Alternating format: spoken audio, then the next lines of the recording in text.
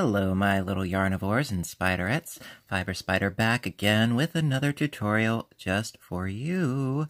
And today I'm going to show you a really simple and oh so fun little scarf. This one is done with short rows, so I call it the short row scarf. Now, there are a lot of variations. I did do a knitted version. I think it was called the zigzag scarf, utilizing short rows as well. There are also Tunisian examples using short rows, other ones utilizing slip stitches. This one I think is a little bit easier. Also, I think it's a little fun because it creates this sort of weird wibbly wobbly kind of edge. It does not create straight edges. You know, it sort of goes wibbly wobbly. You know, it's sort of wavy. And I love the colors that I chose for this. It's a lot of fun. And it is really easy, and you can make it however wide or narrow that you want to, which I'm going to go into that. And it just keeps going and going and going. And then, so the bottom tip is a bit pointed, compared to the direction. And then the top, which I didn't sew in the end because I want to make it bigger, the top is also at a bit of an angle. It's a lot of fun, and this I think would also be a really great stash buster because every one of these triangles you can do with a different color. The only thing, of course, I would suggest is use, if you can, the same weight and brand of yarn because they have a tendency of being different thicknesses, even if they say they're all a weight of 4. Not all weight of 4 is created equal. So if you can make it all the same brand of yarn, that would be preferable. If not, just try to make it the same thickness or weight, okay? So with that being said, let's get right into it, shall we? Okay. Alrighty, so first things first, for this piece, I used a size K 6.5 millimeter hook, even though this is worsted weight yarn, this is Red Heart Super Saver. So if you're doing all single crochets, it does have a tendency of being a little bit tight and a little bit stiff. So I would suggest going up a size or 2, especially if you are a tight stitcher such as myself. Also, for this little demo example that I'm going to be doing, I'm going to be making it a little bit more narrow for the piece that I showed right over here. This one, it was a total of 25 chains in the beginning, because what you're going to need is a number divisible by 2, okay? And so the 25th chain acts as our turning chain. So for this piece, and this is also the same colors of the Red Heart Super Saver. No, not sponsored, but I always like to let you know what it is that I use. So, with the same hook and the same yarn, I started, of course, with my obligatory slip knot, and I'm only going to chain up 11. 2, 3, 4, 5, 6, 7, 8, 9, 10, 11. And the 11th one counts as my turning chain. Other than that, I'm going to be working with 10 chains, okay? And so you can make this really as wide or as narrow as you want to. All right, so after you have your appropriate number of chains, we're going to start by doing single crochets.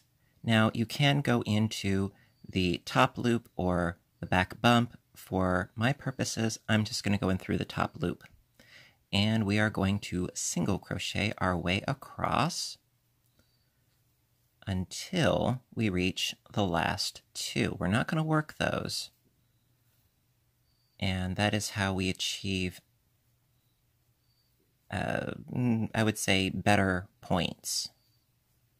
So we're just working our way across for a total of, in my case, 8 single crochets. Because we have to leave off these last 2 at the end here. So I've got 1, 2, 3, 4, 5, 6, and 8. Okay. And so you're not going to work these last 2 chains. You're going to leave those for later, and it'll make more sense as we go on. So then, continuing right along, chain 1, turn the work, and do a single crochet into each single crochet back to the beginning. And I'm not going to be using my handy dandy row counter because this is more of, I would say, more of a technique than an actual pattern, because you can make it as wide or as narrow as you want to. All right, so I reached my last stitch. Then you chain 1, turn your work again, and we need to leave off the last 2 again. And we're going to keep doing that over and over and over until we only have 2 more, 2 left, so to speak, stitches left. Now, there are other means of doing a similar thing to make the angle less angular by doing, instead of your number divisible by 2, you could do it divisible by 3 and then leave off the last 3. Or if it's divisible by 5, leave off the last 5 chains and then leave off the last 5 single crochets. So like I said, it's more of a formula than an actual pattern per se. So I'm not going to stitch these last 2 single crochets.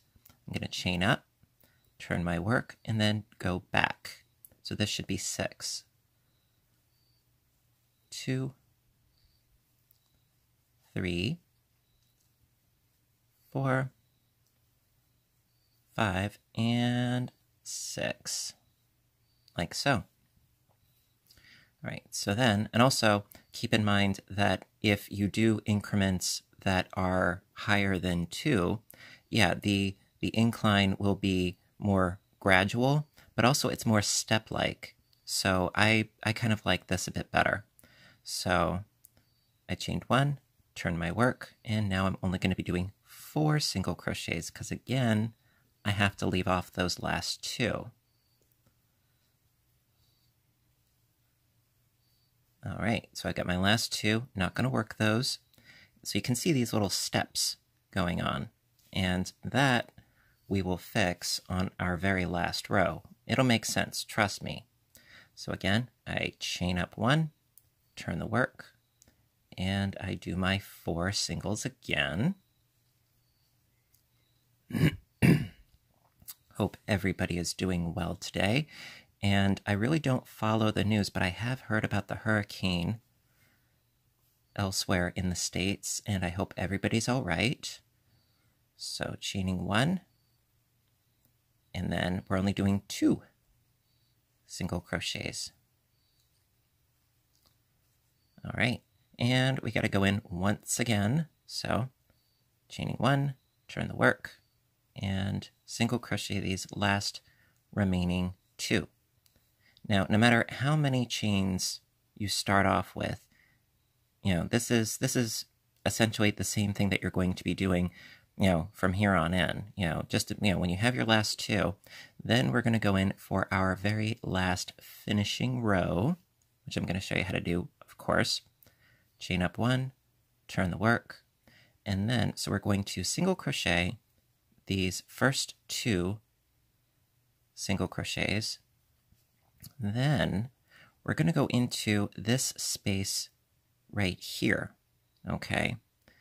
Not above, but right into here. Pull up a loop. Oops.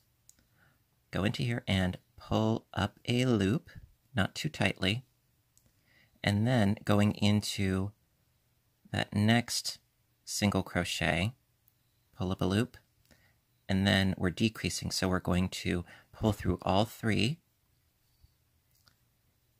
and then single crochet into the second single crochet of the step. And we're creating a nice, clean, even edge here. All right, and then going into basically, around the bar of that single crochet stitch. So going in there, pulling up a loop, going into single crochet of the next step right there, pull up a loop, and then pull through all 3, going into the next single crochet with a single crochet, and then inserting into the next space right there, pull up a loop, going into the next single crochet, pull up a loop, and pull through all 3. And we're almost there. So then, single crochet into the next single crochet. And so now what we need to do is, again, we need to go underneath, not into this chain, which is a little bit open, but into this space right here, pull up a loop, and then into the second to the last chain, and then pull through all 3. And then, now, I'm just going to show this, doing a single crochet into the last chain to show you what it looks like.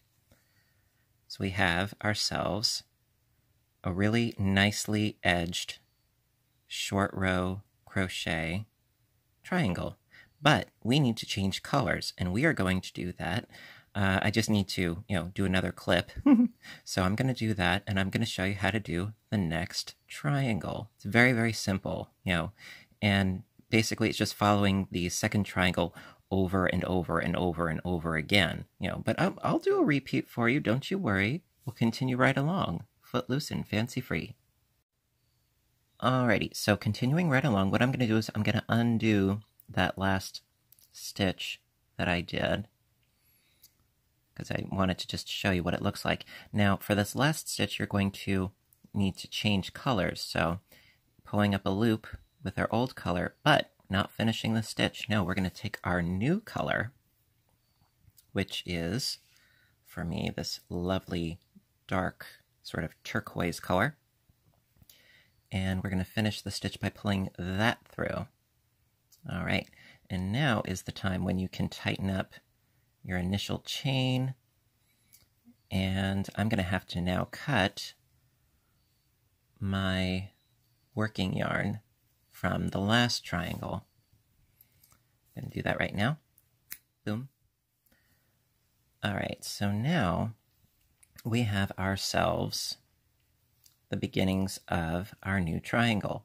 So to do that, and also you don't need to sew in the ends, which is such a beautiful thing. Yes, it is.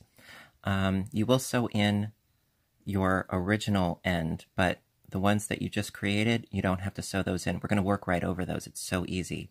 So now what we do is, to start the new triangle, we chain up 1, turn the work, and we have our 2 little tails here, which we're going to work in. All right, so we turn the work. Let me just grab my appropriate tails here. All right, so turning the work like so, going underneath this first light stitch and grabbing my 2 tails at the same time. We're doing single crochets again. And you can pull these taut when you've worked a bit, I'll show you what I mean. So right now we're just doing single crochets into each of these single crochets that we created from the last triangle, and working over our tails simultaneously makes it so much easier. Now, I know if you're anything like me, sewing in ends is a beast, but I love this project because you can just work right over the tails and you don't have to worry about it. It's a beautiful thing, really. All right, so I've worked over enough of my tails, so then I'm just going to let those drop in the back, out of sight, out of mind, and I have 1 more single crochet. Okay, now these last 2, we're not going to work these last 2 single crochet stitches because, like we started in the beginning, we left off the last 2 chains, right? Right. And it's when we're finishing the triangle, that's when we go over the last 2. All right, so just keep that in mind and you can't go wrong. So now we're going to follow suit, creating our short rows going this way. And so this edge is now going to be going up this way, this edge, all right? So, don't forget, you just have to leave off those last two. Don't go all the way across. So I chained up one, turning my work. So you got my little ends right here. We'll deal with those in a bit. So I'm just doing a single crochet into each single crochet all the way across to the very end. And we're going to continue to make our little steps. And also, it wouldn't hurt to double count, especially when you're first starting this project. It does help to count. So I should have 8 right now. Got 1, 2, 3, 4, 5, and 6, 7, and one more. 8. All right. So chain 1, turn the work. Now I need to do 6. 1, 2, 3, 4, 5, and 6. Okay, leaving off the last 2. Chain 1, turn the work, and single crochet my way back to the beginning.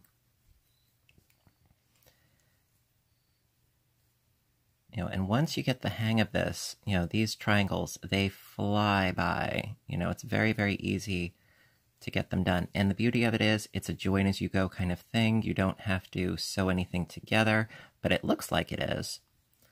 So I chained 1, and now I'm only doing 4 single crochets across. It's 2, and 3, and 4. Okay, leaving off the last 2, chain up 1, turn the work, do my 4 back, 1, 2, 3, and 4, chain up 1, turn the work. Now I need only 2, 1, and 2, chain up 1, turn the work, 2 backwards, chain up 1, turn the work, and now we have to clean up the steps on this side. Now before I do that, actually what I'm going to do is I'm going to show you how you can deal with these little pesky ends. So all you need to do is, don't give it the death grip, but you can pull this, you can pull your tails, do it one at a time, I think is best. So you can pull your tails, and you can straighten out your piece, like so, and then you can just snip them right off. Ta-da! And then you don't have to worry about them, because they're nice end in there. So much easier, don't you think? All right, so I need to redo my chain 1 that I just undid. So chain 1, and then single crochet into the first one, and into the second one, and then again, well, need to pull out some yarn first. Okay, and then going into that space right down in there, right here, right in there, pulling up a loop, going into the first of the 2 single crochets, pulling up a loop, and then pull through all 3, single crochet into the next of that step. Then we have to go into that space down there again, right in here, pull up a loop, going into that next single crochet, pull up a loop, pull through all 3, single crochet into the next single crochet of the step, then going into that space right down there, oops, and pull up a loop, going into the next single crochet, pull up a loop, pull through all 3, single crochet into the next single crochet, and we're almost there. So now again, going into that space right here, pulling up a loop, pulling up a loop on the single crochet, the bottom step,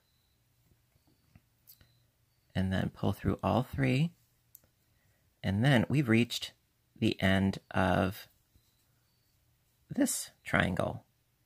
Now I'm going to just finish it as if it were the end with a single crochet, but it's not really the end. So let me show you what we have here.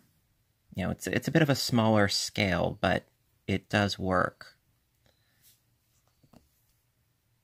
And there you go. And so, even though this is the bottom edge, it's going to keep growing sort of wibbledy-wobbly, so it's more like this, because the next triangle is going to be in the light, so that edge is going to go up this way. Okay, and then it's going to taper that way, if that makes sense. All right, and I'm going to do the next triangle with you because I do want to make sure that you guys got it, okay? So we're going to continue right along. All right, so we're going to do another triangle. So I'm going to take out this last stitch. Now I would suggest that when you're doing your piece to end on, if you're starting with the light color, end on the dark color. That's just my personal recommendation. So as if to start the single crochet, but not finishing. I already cut my yarn here.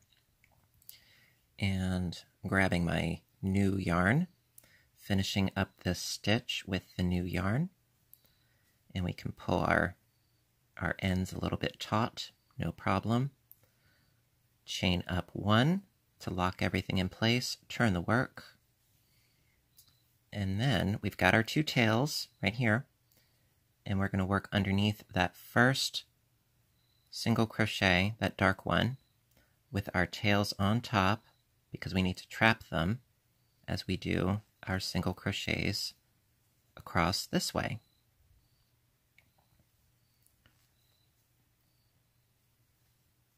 So just trapping my tails, doing single crochets like so.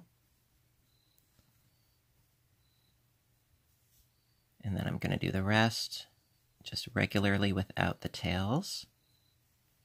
And I have to be sure to leave off those last 2. Don't want to do those. These 2 right here, leaving those. Chaining up 1, turning the work. And single crocheting in each all the way across for a total of 8 single crochets. Now, do I like regular scarves that are perfectly rectangular strips? Sure, those are fun, but sometimes I like to think outside of the box and do something a little bit different. All right, so then we chain up 1, and we do 6 single crochets. Now, of course, if your piece is wider, doesn't matter how wide it is, just as long as you leave off the last 2 stitches, you'll be right as rain. All right, so I got my 6, 2, 4, and 6. Yep, I do. Leaving off these last 2 stitches at the end, chaining up 1, turning the work, and then a single crochet into these 6. It's 2, and 3, and 4, and 5, and 6. Chain 1, turn the work, single crochet into the next 4. It's 3 and 4. Leaving off those last 2, chaining up 1, turning the work, 4 on the way back, and 2, and 3, and 4. Chain up 1, turn the work, And we only need to do 2. 1 and 2, because we need to leave off those last 2. We need to make our steps, don't forget. Chain up 1, turn the work, 2 on the way back.